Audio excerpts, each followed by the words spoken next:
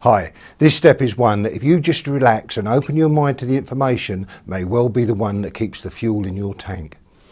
Many people get set up and do everything correctly and then hit the hurdle of trying to work out how all this happens. And they even try to work out in tiny detail exactly what will happen.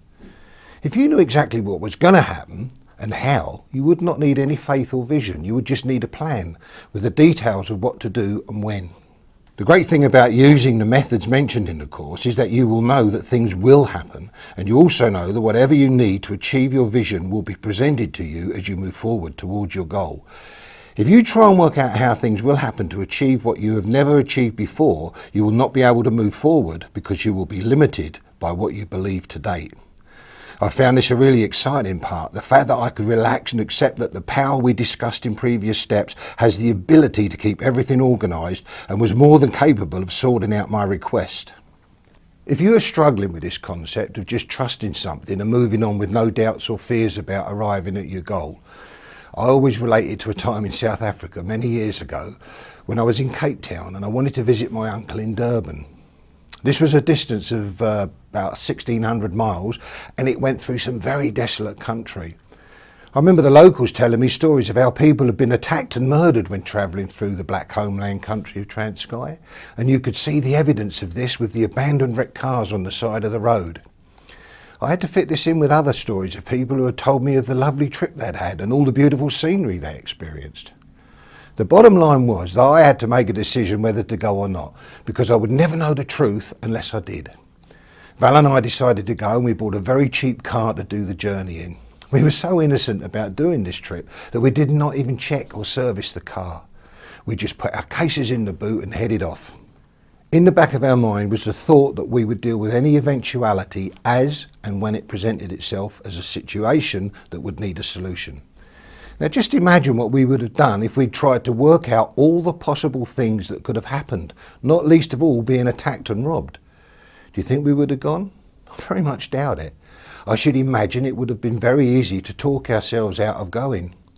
This story covers every element that comes into place when you make a decision to set a goal and just head off towards it without working out what might happen. It even demonstrates us putting faith into something we knew nothing about. For example, the car that we just purchased that day.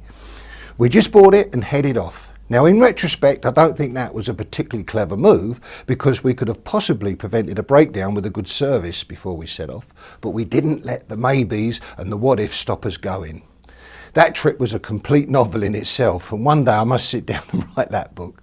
In our video chat for this step, we'll tell you how some of the things that we were told were in fact urban myths, and we'll tell you the real truth behind them.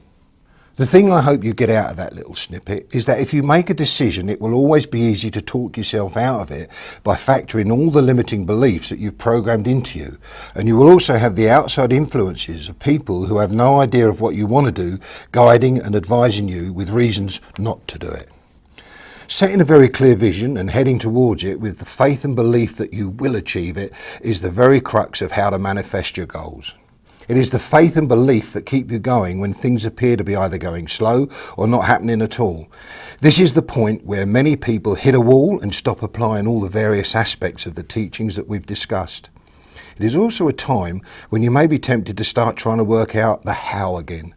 And that is a definite recipe for disaster, because it will give you an excuse to give up. If anyone ever questions why you did not reach your goal, you can give them all the reasons why you didn't. Holding on to this faith and belief is a very difficult thing, and I hope that you will actually just take this on faith, because I cannot tell you how it works, I just know it does. Whilst experimenting with this stuff, I found in every situation where I lost faith or started doubting I would achieve my goals, things responded immediately to my new state of mind. There are many instances I'm sure that you can relate to be a very quick change of your feelings based solely on a new thought. We're very easily swayed to accept appearances over truth. It is us making judgments on how we interpret what we see without knowing the truth behind those actions. Stephen Covey relates a wonderful story as to how we jump to conclusions. He says he was on a train and a man got on with two small children. The man sat opposite him and just sat there staring into space.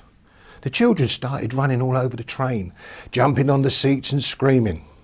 After a while, Stephen says that he got so annoyed that the man did not control his children that he snapped at the man and said, "Why can't you control your children? They're annoying everyone." And the man then looked back at him and shook his head and he said, "I'm awfully sorry, but I've come from the hospital where my wife has just died and I really don't know what I'm going to do." Do you see how, in an instant, once you know the truth, you can go from being angry and annoyed to compassionate and caring just in a split second? Are you walking around getting annoyed and upset about things because of how they appear, without knowing what the circumstances are behind them? Having faith will depend an awful lot on seeing the difference between truth and appearance. One description of faith is believing in something where there's no proof as to whether it works. This makes me smile when I apply it to these teachings, because a vast majority of highly successful people, when asked how they achieve their success, will report similar things totally in line with these teachings. Those people all had a clear vision, total dedication to achieving it, and they didn't know how things were going to happen. They just followed through on all the opportunities that seemed to randomly appear. And they all had a passion about achieving their goals and all the other things. Can you see how closely their comments fit in with these teachings? Some of these successful people may not have intentionally done the things they did, but this all works whether you do it intentionally or unintentionally. This is a great boost, being able to see others' success as a direct result of using all these principles. Choose an autobiography of a person you admire who has achieved great success and see how their story fits in with these teachings. One way or another, we're all on a journey, and to be truly successful, it is vital that you are at peace with every stage of that journey. With an incorrect mindset, some people do not enjoy the stations they visit on their journey because they're always looking ahead, waiting until they get to the next station before they allow themselves to be happy or grateful. The wonderful thing is that if you follow these teachings contained in the Science of Getting Rich, you can feel happy and successful at every stage. All you need to do is to get your own journey underway. If you relax into these teachings, you will experience things that up till now may have eluded you. You will also find that you can feel and enjoy at any time all the truly simple yet amazing things that are the gifts of life. Look at your journey as you would any other trip. If you're going on holiday, do you only start enjoying it when you arrive at your destination? No. You get excited thinking about what you will do when you get there. You get enjoyment from selecting the hotel, booking the tickets, and you actually feel and think about what you're going to do once you get there. You buy new clothes and you visualise yourself wearing them once you arrive. In effect, you are getting enjoyment and excitement from your holiday long before you actually leave to start your trip. In fact, Val says the holiday starts in the planning stage. This is how your journey through life should be once you follow these teachings. Wallace actually says that you should enter into the full enjoyment of your vision before you receive it. That statement should now make a bit more sense. It is interesting that what you visualise and enjoy during the preparatory stages is always of things going well and you enjoying yourself. You do not have any problems or disasters factored in. Why is it then that we insist on filling the vision that can change our life with obstacles, disasters and doubt? If you can see your vision using the same state of mind as you plan your holiday, it will make your vision that much clearer and a lot easier to create.